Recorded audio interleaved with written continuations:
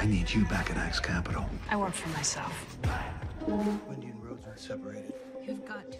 She's a working mother, which is unique as well, I think, because you're kind of in this position trying to show a woman who's at the top of her game at home and at work. Our son told me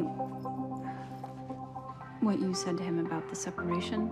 She doesn't seem to be doing it with a lot of guilt or conflict about, you know, should I be doing more of this or more of that, or am I letting my children down, or at least that's not in the storyline. But I don't feel it inside of her in terms of how we tell this story and what the conflicts are that she's dealing with. Like, she really seems to understand that in order for her to be the best at her job and at home with her kids, that she just needs to, you know, be honing and sharpening herself all the time. And I love that about it. When you first read the script, pilot script, I read that you were on maternity leave or you just had your baby.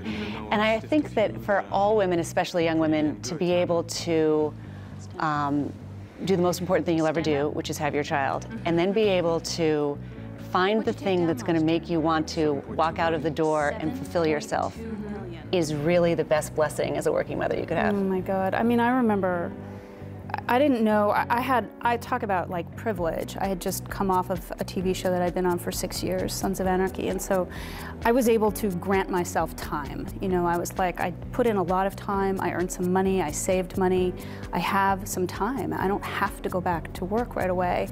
And that just felt like, you know, the gift. And then I was like, and then once I had my child, I was like, I don't want to go back to work. And I was just waiting for something that made me feel like, oh right, you know, it made me feel that part of myself again.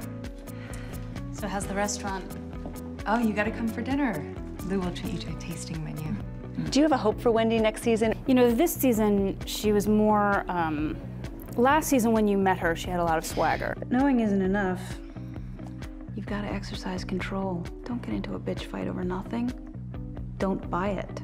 Because I think she was still kind of innocent, and there wasn't all of the kind of quandary that sort of tears her apart, both in her marriage and in the workplace. And I sort of hope that next season, and so in this season you've seen her sort of spread out and examine her conscience, and the character has felt a little more introspective and a little heavier to me.